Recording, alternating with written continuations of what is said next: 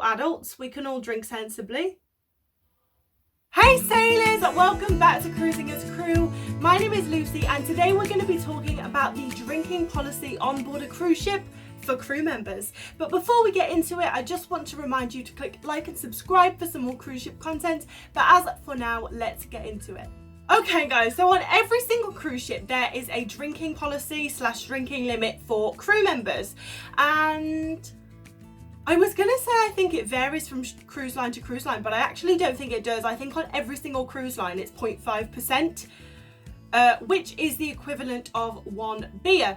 So basically, if you consume more than 1 beer, or if you are breathalyzed and you're over 0.5%, then you run the risk of being fired. Now, obviously, when we get on board as crew members, we are told to abide by this rule, but over my years on cruise ships, I've noticed that a lot of people aren't really familiar with why there is this drinking policy. So I'm going to clear it up for you today. Basically, the reason that there is a drinking limit is because a cruise ship can go into an emergency at any time, and crew members obviously have emergency duties, and you have to be able to fulfill your emergency duties at any time that it's required. So let's say you're out at the crew bar and you're absolutely off your face and the cruise ship goes into an emergency, you need to be able to do your job even though you're off your face. So that's why there's a drinking limit, because the idea is if you've had 1 beer, if you're 0.5% or below, you will be able to carry out whatever task you need to. However, if you are above 0.5%, then you might have a little bit of trouble. So that is why there is a drinking limit on board for crew members. However, as I think most of us are aware, crew members occasionally go over this limit. Yeah, so it's, crew members obviously drink, crew members work very, very hard on board cruise ships and you need to blow off steam. Now, the reason that we don't all get fired immediately after we are seen to go over this 0.5% is because I think cruise lines and, the bosses are aware that, you would never be able to stop the drinking culture completely.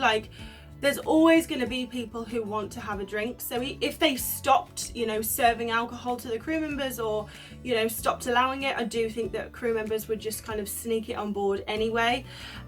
So instead of banning it, which I don't think they should, they've just kind of got guidelines in place that you're supposed to follow just so you can drink sensibly, which, we're all adults, we can all drink sensibly.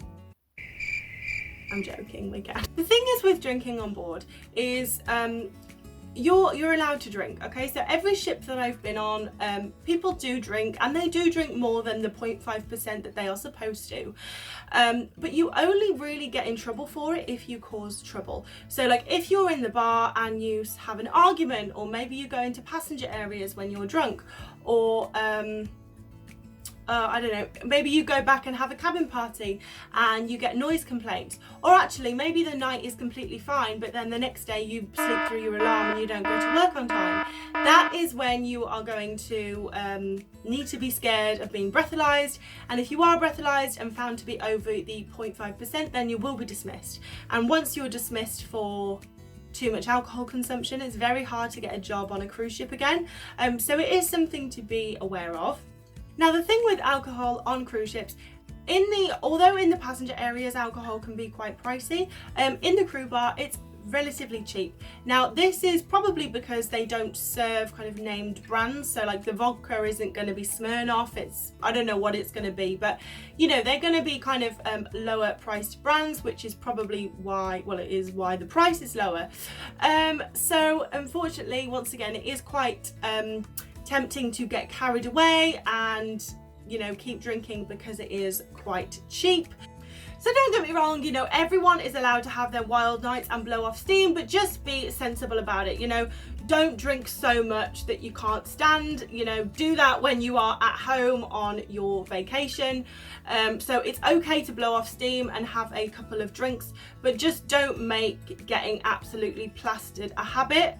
I mean, do what you want, but there are people who have made it a habit and consequently do not work on ships anymore because of the thing that I mentioned at the start of the video. You know, a ship can go into emergency at any time, and you have to be able to do your emergency duty, and well, that's it, isn't it? You've got to be able to do your job at the end of the day.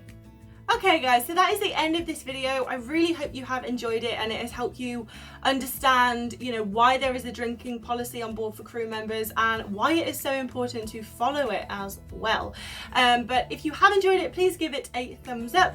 Thank you very much for watching, and I will see you in the next video.